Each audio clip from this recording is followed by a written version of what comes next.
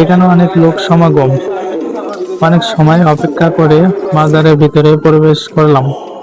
এখানে মাজারের ভিতরে ভিডিও নিষেধ, তারপরেও আমি যতদূর বলে বাইরে থেকে ভিডিও নেওয়ার চেষ্টা করলাম। আপনারা এখন পুরো মাজারটির ভিতরে ফুটেজ দেখছেন।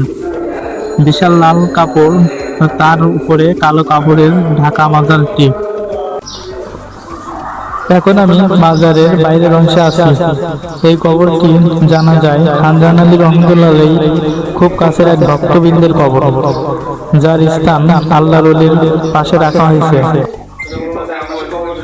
কর্মজীবন: তিনি জৌনপুরের গভর্নর ছিলেন এবং পরবর্তীতে সুলতানি আমলে দক্ষিণ পশ্চিম বাংলায় ইসলাম প্রচারের জন্য আসেন। তিনি খলিফাবাদ নামক একটি সমৃদ্ধ নগর রাষ্ট্র প্রতিষ্ঠা করেন এবং জনকল্যাণের অসংখ্য দিঘি ও মসজিদ নির্মাণ করেন। হযরত খানজাহান আলী রহমতুল্লাহ এর মাজার কেবল একটি কবর নয়, বরং বাংলাদেশের দক্ষিণ অঞ্চলের মানুষের কাছে আধ্যাত্মিক ও ঐতিহাসিকভাবে অত্যন্ত তাৎপর্যপূর্ণ একটি স্থান।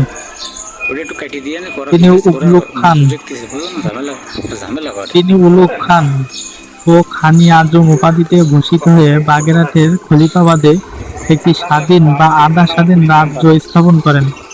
তিনি দক্ষিণবঙ্গে ইসলাম প্রচার ও স্থানীয় মানুষের জন্য শিক্ষা ও আধ্যাত্মিকতার আলো ছড়িয়ে দেন। তিনি 7 গম্বুজ মসজিদ, 9 গম্বুজ মসজিদ এবং বিখ্যাত খানজাহান আলীর মাজার দরগা স্থাপন করেন।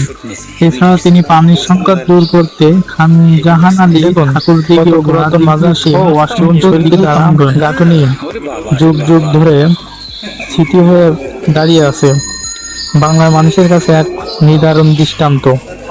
তো আমরা এখন পাশে থাকা অন্য আরেকটি ভক্তের কবরের পাশে যাব। চলেন তাহলে।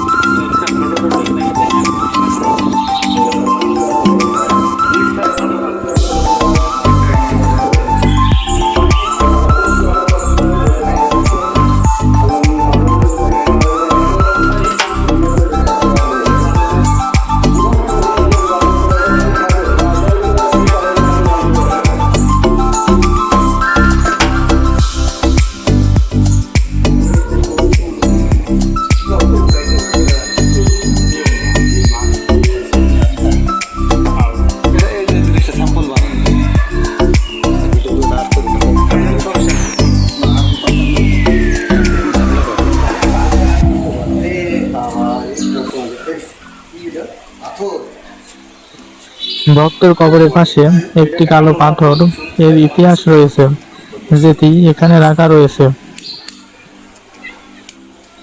হযরত খানজাহান আলী রহমতুল্লাহ আলাইহি 25 অক্টোবর 1459 খ্রিস্টাব্দে 863 হিজরির 26 জিলহজ বুধবার মৃত্যুবরণ করেন। তিনি বাগেরহাটে 7 গম্বুজ মসজিদের দরগার গৃহে ঈশার নামাজরত অবস্থায় 90 বছর বয়সে ইন্তেকাল করেন। তার মাজার শরীফ বাংলাদেশের বাগেরহাটে অবস্থিত। চারদিকের দৃশ্য দেখে মন জোড়ায়। দেখেন মানবে ছাগল মুরগি এখানে রাখা রয়েছে।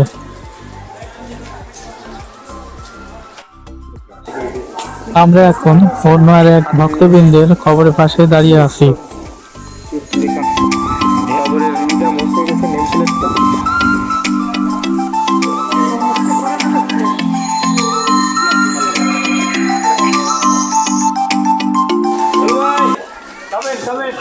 কাঁঠাল গাছটি যেন ঈদের আনন্দে গাছে প্রচুর পরিমাণে ফুলে ফল এবং কাঁঠালে ভরে গেছে।